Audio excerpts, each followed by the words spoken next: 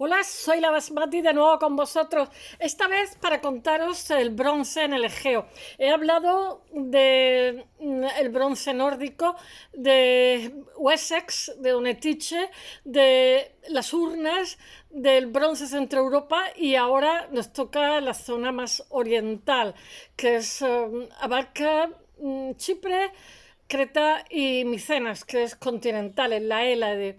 Voy a ver cómo lo enfoco. Siempre me acuerdo de Agamenón volviendo a casa después de la guerra de Troya. Él fue realmente el que convoca la... Yo leí la Ilíada y la Odisea, pero más que con fines literarios, con fines, no sé, de otro tipo, filológicos. Aquiles, el de los pies alados, no sé, tendría que volverla a leer porque siempre la primera lectura es fallida. Cuando vuelve Agamenón a casa, su mujer, Clitemnestra, después de 10 años, todo hay que decirlo, pues tiene un amante que es el primo hermano de Agamenón y lo asesina. Todo esto no pasa de ser una fábula que seguramente pasaría de forma oral y los ciegos, como los poemas de ciego en España, poco distinto porque en la India se sigue haciendo, pues lo recitaba cuando pasaba alguien y unas cuantas monedas le daban y vivían de eso, ¿no? Pero va y resulta que Schliemann, que era un rico alemán que había hecho negocios con los rusos, pues decidió comprar un terreno en Turquía, el Imperio Otomano, a finales del siglo XIX, y siguiendo las orientaciones de Homero, pues excavó en la séptima Troya, excavó donde ninguno había excavado y encontró el que él llama la máscara de Agamenón, que realmente no es Agamenón. Encontró unos tesoros. Esa máscara realmente, malas lenguas dicen que la adaptó a su cara porque se parece a él. Eh, entonces quiero deciros que había también dos tumbas fuera del extrarradio, de lo que era, la habían echado fuera, y esas sí que suponemos que son Clitemnestra y su amante. No lo sabemos, nunca lo sabremos, ¿no? Pero cabe, porque esas tumbas reales, digamos, tenían una serie de honores y estaban intramuros, por decirlo de alguna forma. Pero de eso os hablaré seguramente mañana. Hoy os voy a hablar un poquito de la cultura cretense, minoica y micenas. Bueno, realmente en esta zona está... No, es que aprendemos de manera, por la influencia del positivismo del siglo XIX, de la filosofía positivista, bien intencionada, aprendemos de una manera lineal y haciendo generalizaciones para intentar entender las situaciones, pero todo parecido con la realidad mera coincidencia, porque en Grecia, en esa zona, en la zona oriental, pues quitando que Chipre es un lugar, Chipre es Cuprum, cobre, era, no quiero ni deciros, la edad de cobre, la edad de bronce, pues era con unos recursos que todo el mundo soñaba con tener de vasallo a Chipre, ¿no? O conocer, tener relaciones comerciales.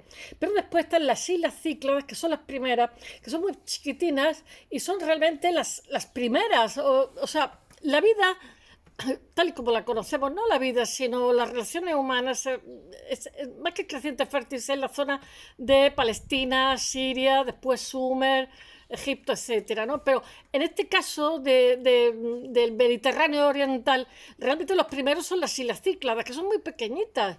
Y es que no sé si Grecia tiene alrededor de 6.000 islas, solamente 120. Bueno, estas islas Cícladas, que son la primera civilización de la zona, por decirlo de una forma, pues vivía de la obsidiana, pero la obsidiana son una... y tenían relaciones económicas con, ¿cómo se llama? Con el Próximo Oriente y con el Cercano Oriente, con todo lo que era la zona de, yo qué sé, Sumeria, etcétera. El, el, esta piedra negra que hemos visto en el Código Hammurabi, que no fue el primero, aunque lo hayamos estudiado como tal. Entonces, pero cuando entran los metales en juego, estas islas, que aparte eran pequeñitas, no podían contener mucha gente, eran pedregosas y no permitían tampoco una gran agricultura ni ganadería, etcétera, etcétera, pues de la noche a la mañana ya su obsidiana sirvió para poco o nada. Conclusión, pues vinieron a menos. Después tenemos en la zona de la Hélade del continente, tenemos a Micenas. Micenas tiene también en esta misma época coetánea a las Cícladas. Las Cícladas tuvieron unas figuritas muy pequeñitas, muy bonitas, muy antiguas, pero se vandalizaron y se vendieron en el mercado negro y digamos, se sabe poco porque encima, digamos, los yacimientos que ha habido, como se han destrozado buscando estas figuritas, pues no sabemos los estratos ni nada, no ha podido ser investigado, por decirlo de alguna forma, ¿no? Pero si nos vamos al interior, la Hélade también era más antigua que Creta, pero tenía, no sé si es la Casa de las Tejas Rojas, pero no se sabe por qué fue incendiada, fue quemada, no sabemos por qué regla de tres, y aquello se detuvo también. Tendría algunas causas que desconocemos. Y emerge la cultura cretense, que tiene, digamos, varias etapas, etapas muy antiguas, estamos en pleno bronce, y la etapa prepalacial, que también arden los palacios, tampoco se sabe, pero los cretenses, que son minoicos, que son gente muy emprendedora, hicieron todavía palacios más poderosos encima. Estos palacios, antes de empezar, que lo estoy contando, realmente, ya lo he contado en otro canal, eran como si fueran polígonos industriales, ¿no? Tú ibas a la ciudad y no tenía talleres. Los talleres se daban en los palacios, que hubo bastantes, porque Creta es un poco más pequeña que la Comunidad de Madrid. En un inicio tenía como 15.000, 30.000 habitantes, que son bastantes para la época que estamos. Tiene agricultura, tiene ganadería, tiene pesca. No tiene murallas, ni aunque ellos tienen las primeras armas, no parece una cultura muy aguerrida, porque era gente cambalachera. Se supone que fueron intermediarios. ¿Qué más os puedo contar?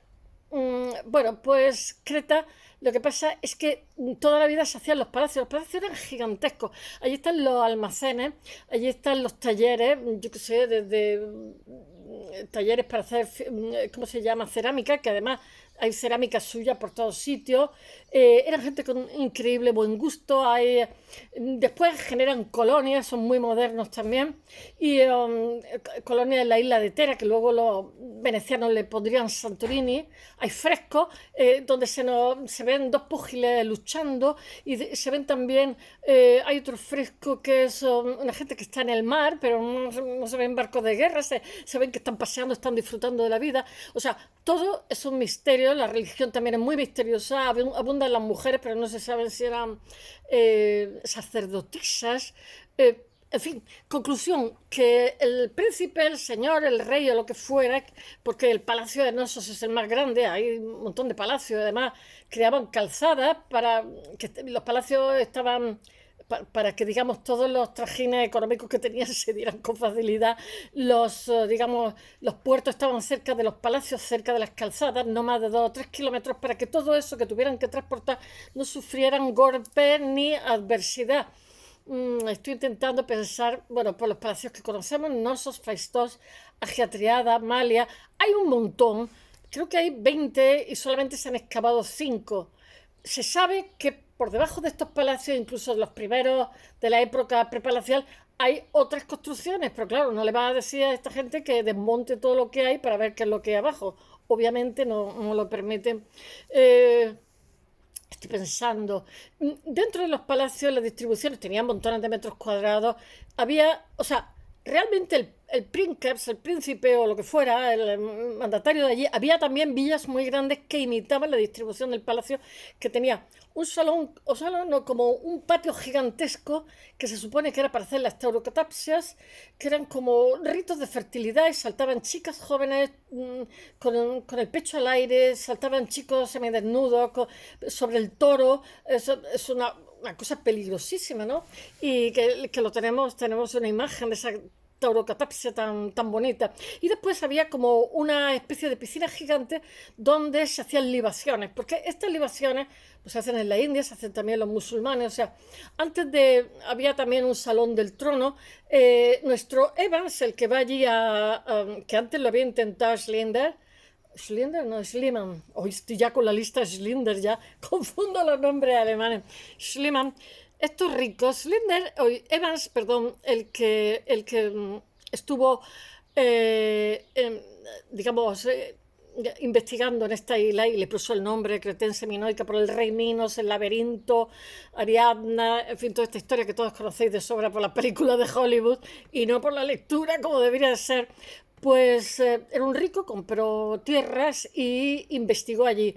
Investigó, y no solamente investigó, que se compraban las tierras, tú tenías tu tierra, no había legislación que protegiera, lo mismo que pasó de Schliemann, entró ya, compró y excavó donde le dio la gana, bueno, una cosa tremenda. Y encontró un tesoro. Bueno, pues nuestro Evans hace una investigación, hace una distribución y también lo que pasa es que hace una reconstrucción de los palacios, eh, se trae artistas de Art Deco y claro, un guiño al Art Deco, los, los delfines, la Torre 14, todas las cosas que hay allí, pero así todos son absolutamente de buen gusto y se han reconstruido las plantas, o sea, la distribución espacial de los palacios, ya se me está cayendo esto como siempre, la distribución espacial de los palacios eran gigantescos, porque realmente el gobernante de allí lo que pasa es que era como una especie de gestor de una gran empresa y supongo que habría incentivos para los trabajadores porque si trabajaban más, ganaban más, había un buen nivel de vida, pero no se sabe por qué las tumbas que hay allí, que esta Creta era riquísima, son tumbas relativamente modernas, modestas, perdón, con respecto a lo que era una tumba de Tutankamón, que eran coetáneos de ellos. Y de hecho se han encontrado cosas, lo mismo que os dije, que se han encontrado en la tumba de Tutankamón, que fue una tumba de un adolescente improvisada, se han encontrado lo mismo que ámbar del, ¿cómo se llama?, del norte de Europa, se han encontrado también restos cretenses minoicos y también últimamente estuve leyendo el otro día una noticia que decía que las pinturas de los frescos en Egipto que tenían una forma muy particular de usar los pigmentos que eran como la cretense minoica y me lo creo, eran buenos, muy buenos artistas y de hecho ahora cuando os cuento un poquito, os hablé de Micenas, los absorbieron, integraron, fusionaron todo lo que era, tuvieron una influencia grandísima de la cercana Creta, porque Creta, aparte de todo, se beneficia de la ubicación que tiene en el Mediterráneo, está entre tres continentes, está me parece que a 100 kilómetros de lo que es la zona del Líbano, está cerquísima de Egipto y está cerca también ¿cómo se llama?, del continente de la Hélade de Grecia, está muy cerca, o sea, está entre varios sitios y entonces era como un lugar de paso para cualquier marino, etcétera. Y además de eso, los cretenses, pues fueron gente que supieron, hay teoría de que hicieron de intermediario en los negocios. Yo me lo creo también, eran muy negociantes, o sea, para que el señor de allí de la isla hicieron unas calzadas maravillosas, unos puestos cercanos a los puertos, organizara en su palacio lo que son las alhóndigas, donde había barbaridades de alimentos, de aceite de oliva, de montones de cosas, pues que además de eso le guardaba la espalda a la población si había un periodo de hambruna. Pero aparte de eso es que Creta tiene frente a otra isla griega, tiene más zona cultivable y después tiene, como si dijéramos, unos macizos con unas nieves perpetuas, con lo cual el Mediterráneo es de grandísima sequía. Yo vivo aquí, somos los más secos que los tuertos y ellos se aseguraron el tener un potencial de agua para su agricultura y a su vez para su ganadería, porque ellos van a traficar también con pieles, con cereal, etcétera, etcétera, y con todo lo que conseguían de otros lados que cambalacheaban. Pero además de eso consiguen desarrollar una cultura bastante bien y un arte muy pero como muy interesantes, son punteros, son novedosos. Lo único que pasa es que tenían dos formas de escritura, el lineal A, el lineal B. El lineal B se consiguió averiguar que es un protogriego, que después se supone que en Creta había gente de diferentes sitios.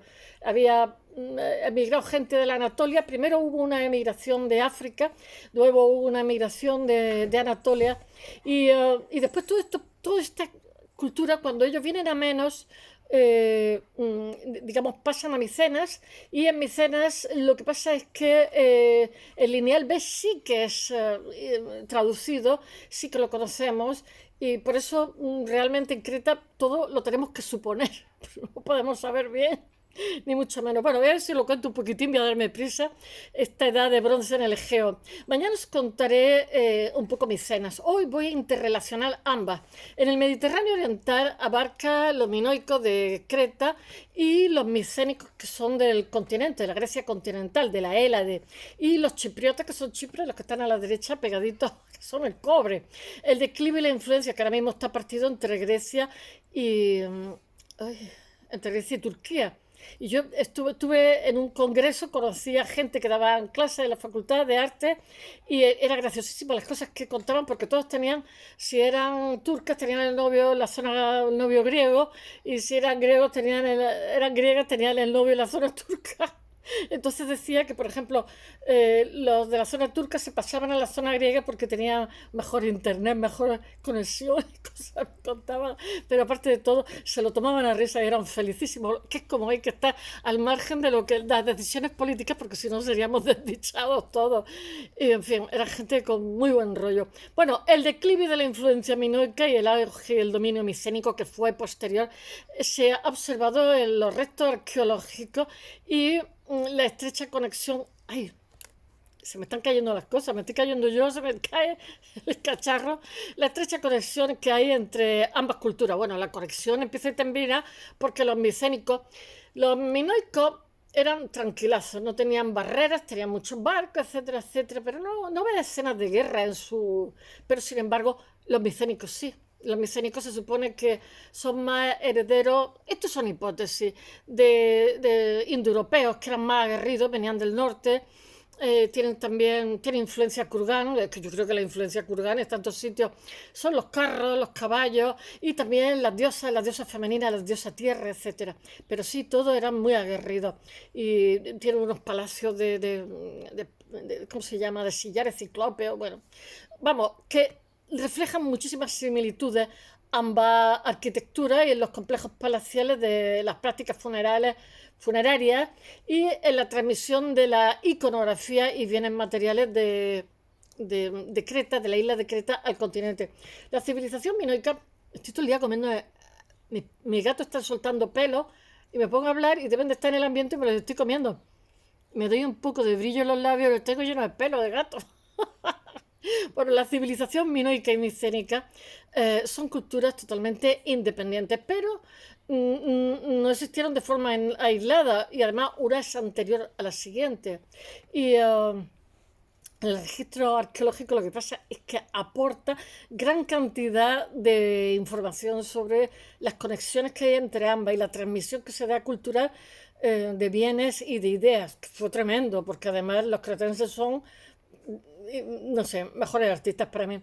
Y los cambios, la hegemonía comercial en el Mediterráneo. La influencia de la Creta minoica, voy a subir la pierna, sobre los micénicos se refleja en los palacios, en las prácticas también funerarias, en la posesión de bienes, en la adopción de símbolos minoicos comunes. Es que yo creo que estas culturas que, digamos, tienen tanta capacidad, son tan poderosas, es que yo lo veo, por ejemplo, con Grecia y Roma, ¿no? Grecia hizo una colonización inversa, ¿no? Fueron colonizados por los romanos, pero realmente los romanos copiaban todo, el coliseo, la arquitectura, la ropa, los ademanes, y las familias bien tenían, ¿cómo se llama?, un tutor para sus hijos que si podía ser griego mejor, porque sabían que eran los cultos, ¿no? Entonces, bien, aunque económicamente no fueran vasallas de los romanos, realmente culturalmente quien dominaba era Grecia y se nota perfectamente.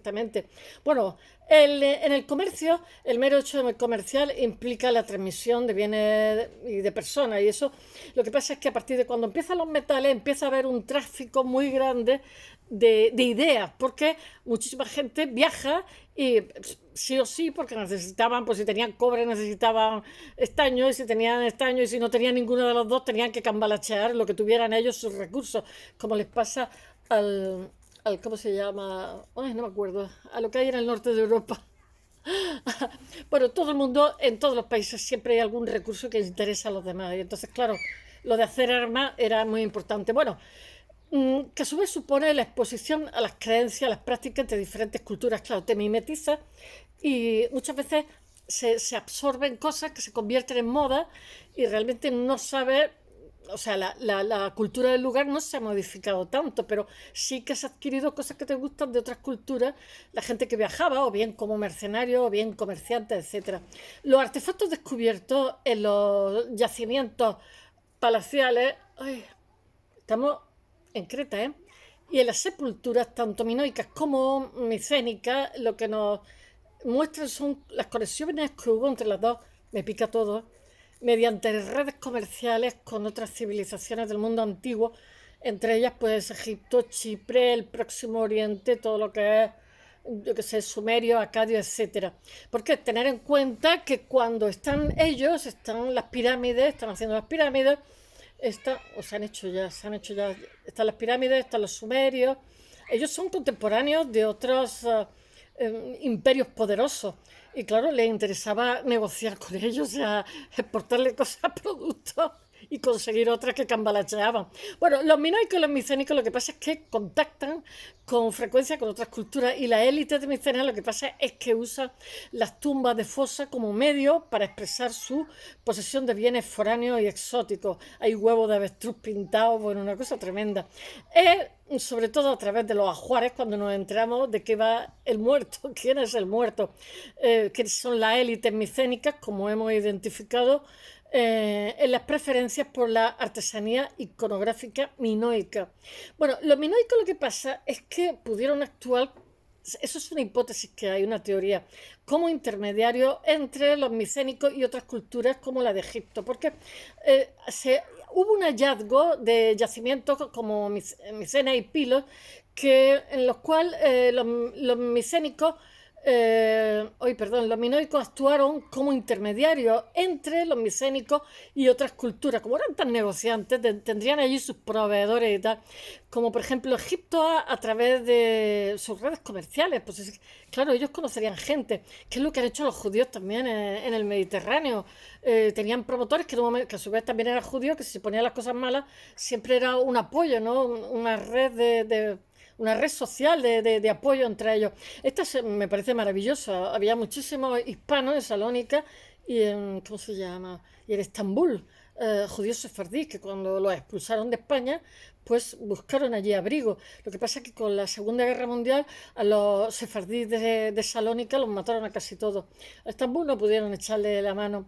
Bueno, esta teoría ha sido propuesta por Burns, que dice que la Creta minoica no solo era una fuente de riqueza, producto de lujo, en las tumbas de fosas, sino que también muchos materiales de objetos importados, pues ya lo sabemos, del Mediterráneo oriental, parecen haber llegado a través de estas vías, de estos intermediarios.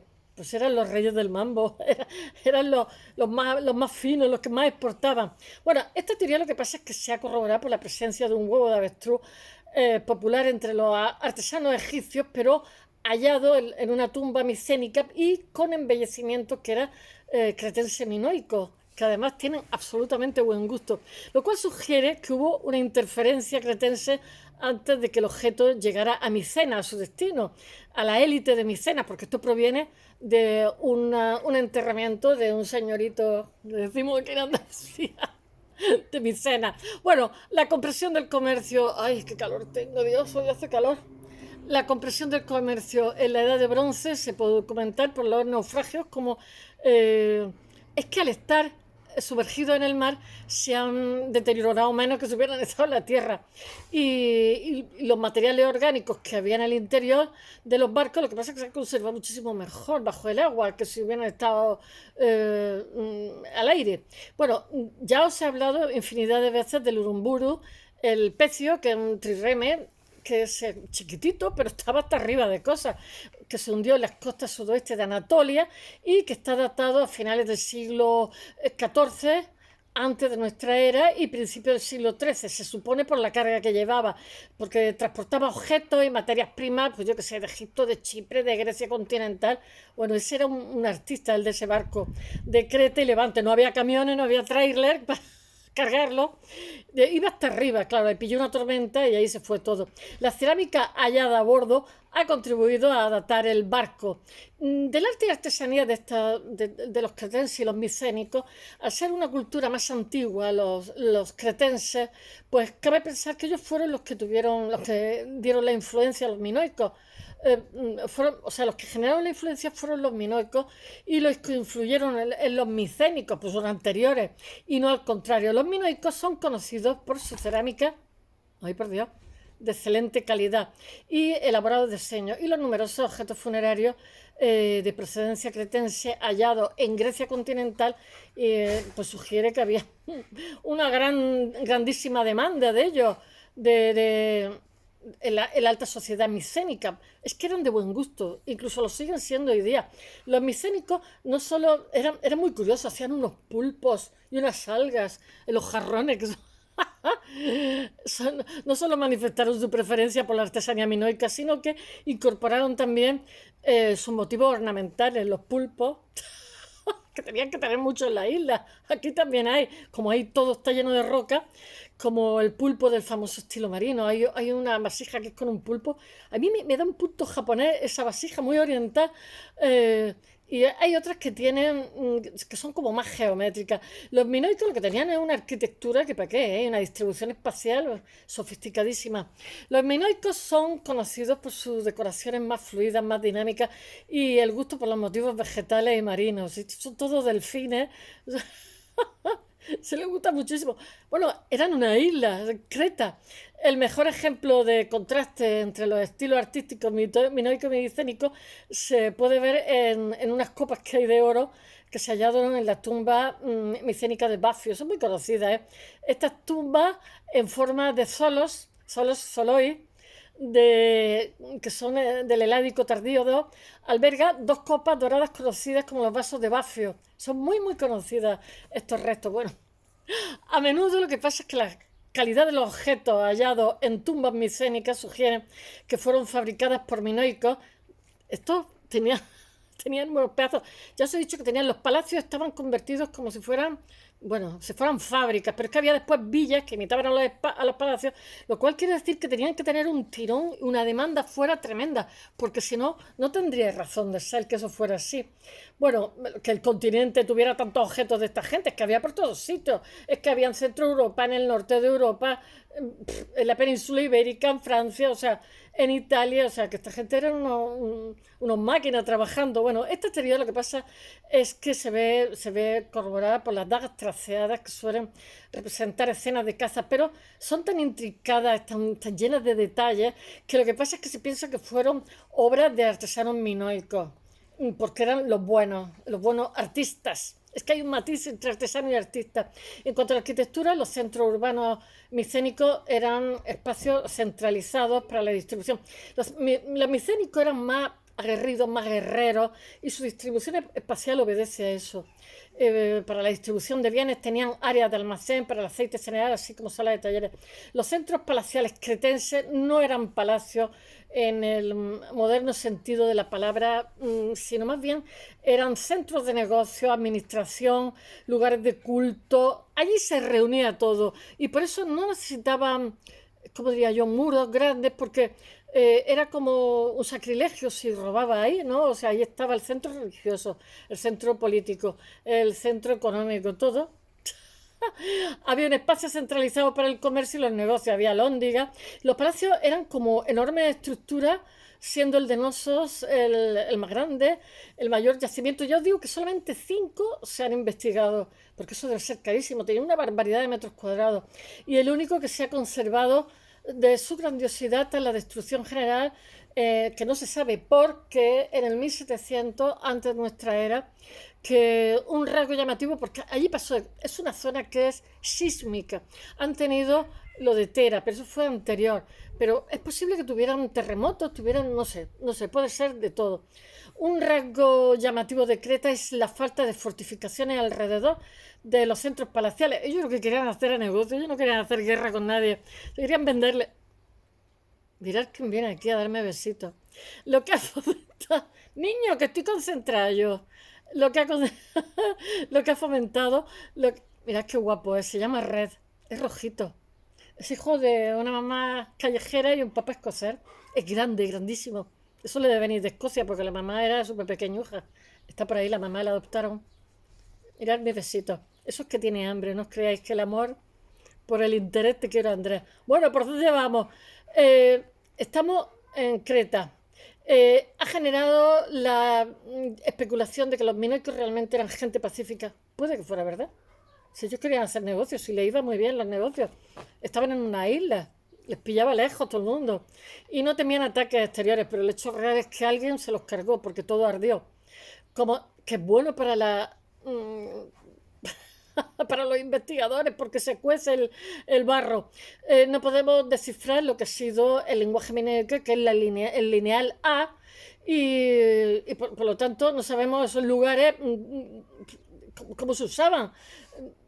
O sea, en los registros arqueológicos llegamos donde llegamos, porque sin saber qué decían, pues tenía que haber algún sistema de peso y medidas, porque esta gente exportaba mucho, digo yo. Los palacios micénicos son similares, pero más pequeños que los minoicos, y casi todos ellos están rodeados de poderosas murallas. Esto piensa el ladrón que son todos de su condición, excepto el de Pilos. Bueno, las ruinas del Palacio de Néstor aportan evidencias de pequeñas fortificaciones a cierta distancia del centro urbano, a diferencia de otras ciudades como Misena o Tirinto. Y las grandes dimensiones de los muros fortificados eran muros ciclópeos. Pues claro, se han llevado ese nombre, unos sillares que no tenían, ¿cómo lo harían? Eran buenos ingenieros, porque solo una raza de gigantes de cíclopes podrían haber movido esas piedras. Eso es lo que se decía. Sabemos por los archivos del lineal B. El lineal B realmente se tradujo, lo hizo un señor de Cambridge, que no me acuerdo cómo se llama, ya os hablé un día. Es proto-griego, porque realmente Grecia, como le pasa a España o le pasa a Inglaterra, es como, no sé, una mezcla de 50 sitios. De los semitas de abajo, de los indoeuropeos de arriba, yo qué sé, de todos lados. Y es un proto-griego, es un griego antiguo. Y bueno, principalmente de Pilos y de Nosos, que los centros urbanos. Bueno, era al igual que los minoicos un espacio centralizado para la redistribución de bienes, productos, y tenía áreas grandes de almacenamiento también para el aceite, el cereal, así como habitación. Todo esto se vendía, pero si se ponía mal la cosa de las hambrunas también se redistribuía, eran inteligentes porque así no tenían revueltas, y tenían también talleres. También sabemos que estos centros micénicos estaban regidos por el Wanax, que era el señor, y un segundo que era el Iguajetas, que esto sí que es indoeuropeo, una especie de gobernador, era como un gobierno a dos cabezas. Después, en cuanto a los sitios de enterramiento, las sepulturas, los minoicos enterraban a la élite en los pisoi, que os he dicho, se escribe pitoi con y que el singular es pisos, que eran como ánforas grandes funerarias, que eran unas prácticas que también están en el círculo de tumbas de Pilos, aunque el hallazgo de varios cuerpos en una sola urna, lo que pasa es que muestra que los micénicos pues copiaron esta costumbre a su manera. Además, los minoicos construían los solos o tumbas de colmena, que era un estilo. Todo esto después se va a expandir y lo van a copiar.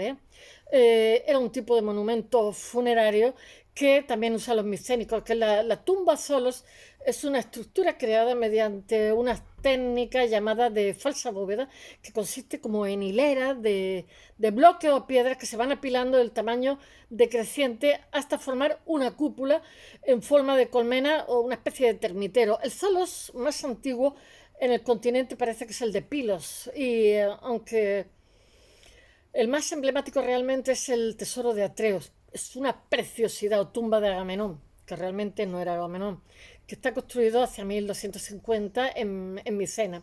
Los ajuares funerarios, lo que pasa es que eran de las tumbas de fosa micénica, es la máscara de oro que refleja la conexión. Muchos de los tesoros de los cultos, ya os he dicho que os tengo que hablar también del alemán. De estos dos cúmulos de tumbas son de origen cretense, y casi todos ellos muestran un influjo cretense, algo que ya se detectó en Pilos. Ya estamos con la publicidad. especialmente con la tumba del guerrero de Grifo, que también es muy conocida. Y la mayoría de objetos descubiertos, lo que pasa en esta sepultura, muestra una grandísima preferencia por la iconografía religiosa, la artesanía minoico. Y el periodo de las tumbas de la civilización micénica se extendió totalmente durante la fase formativa de esta cultura, y los artilugios exóticos que venían de Creta fueron recontextualizados en tumbas como la del guerrero de Grifo. Hombre, es que los minoicos tenían una cultura que para qué, ¿eh? Y que iban forjados fundamentalmente de civilización micénica, influyendo en los gustos decorativos y prácticas culturales. Bueno, y en la religión, aquí no se sabe, son todo hipótesis, porque ya he dicho que en Creta no hay forma lineal de averiguar ahí que se sabe qué dice. Pues aparecen muchas mujeres con las serpientes, con las pechugas al aire, pero eso debía ser todo una forma, ¿cómo diría yo?, de llamar a la fertilidad, digo yo. Sigue siendo un misterio.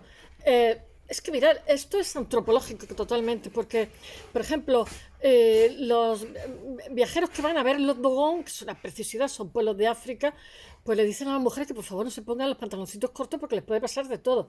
Entonces las mujeres van con el pecho al aire, los Dogon, y van con unas faldas largas, largas, porque para ellos, digamos, los lugares prohibidos para mostrar son los muslos, que nosotros, los occidentales, pues vamos con los shorts. Y sin embargo el pecho pues es una cosa para que coman los niños, ¿no? Sin embargo, en nuestra cultura, una mujer que muestra los pechos es... Bueno, en algunos países se multa, se encarcela y de todo. Sin embargo, que vayas con mini short, pues nadie dice nada. Quiero deciros que eso en cada... Entonces, pues esto, ellas iban despechugadas con las pechugas al aire. Y además iban vestidas, muy, muy bien vestidas, todo muy bien.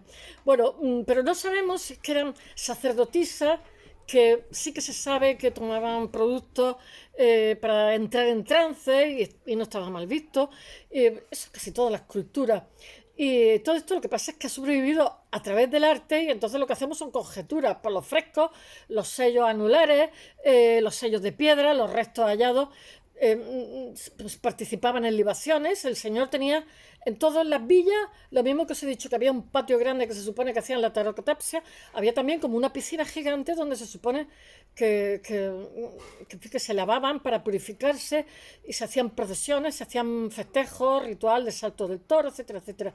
Tenían los minoicos tienen muchísimos símbolos religiosos destacados, pero no sabemos qué significa.